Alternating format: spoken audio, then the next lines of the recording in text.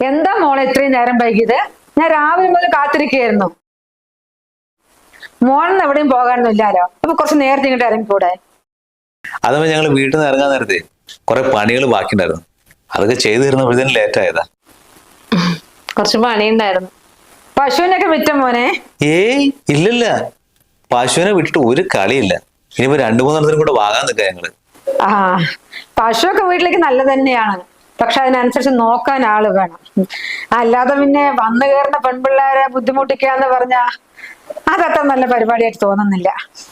അല്ലമ്മേ, ഞാൻ ഒറ്റയ്ക്കല്ല, ഏട്ടന്റെ അമ്മയും സഹായിക്കാറുണ്ട്. അതൊക്കെ ശരിയാ മോളെ. ഇപ്പൊ പശുവിനെ കറന്നെടുത്ത് 4 വീട്ടിൽ പാല് കൊണ്ട് കൊടുക്കാൻ വലിയ പണിയാ?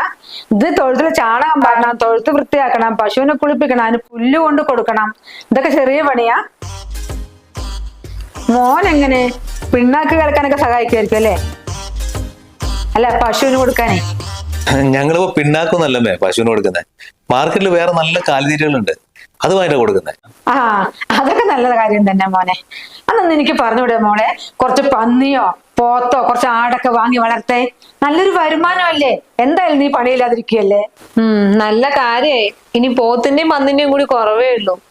ഇപ്പൊ തന്നെ വേറെ ഒന്നിനും എനിക്ക് സമയം കിട്ടുന്നില്ല. ഉള്ള പശുവിനെ കൊണ്ട് തന്നെ ആകുന്നില്ല. പിന്നെയാ എന്താകില്ലെന്ന്? നിനക്ക് വിദ്യാഭ്യാസത്തിന് വല്ല കുറവും ഉണ്ടോ? ഈ നെറ്റിലൊക്കെ അടിച്ചു നോക്ക്. അപ്പൊ ഓരോ മൃഗങ്ങളെ എങ്ങനെ വളർത്തുന്നതിൽ ഉണ്ടാവുമല്ലോ, അതിനനുസരിച്ച് വളർത്ത്. അല്ല മോനെ, മോനിരിക്കാം, ചായ കൊണ്ടുവരാ. അല്ല, നീ എന്താ വിരുന്നുകാരനെ പോലെ ഇരിക്കുന്നത്? അടുക്കളേക്ക് വാ. ഞാൻ വരാം അമ്മേ.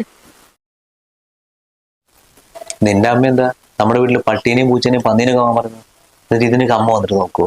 അതിന് അമ്മ പറഞ്ഞിട്ട് പോലും എന്ത് തെറ്റാണുള്ളത്? അല്ലെങ്കിൽ ഇന്നത്തെ കാലത്ത് ഞാൻ അല്ലാണ്ട് വേറെ ഏതെങ്കിലും പെൺകുട്ടികൾ ഉണ്ടാവുമോ ഈ ചാണകം വരലും തൊഴുത്ത് വൃത്തിയാക്കലും കൊണ്ട് നടക്കുന്നത്? എന്റെ ഗതികോട് കൊണ്ട് ഞാൻ ചെയ്യുന്നതല്ലാണ്ട് കുറച്ചുകൂടി പോത്തുകുട്ടികളെയും എരുമേനെയും പന്നീനെയും ഒക്കെ വാങ്ങി കൂട്ട് നോക്കാൻ ഞാനുണ്ടല്ലോ.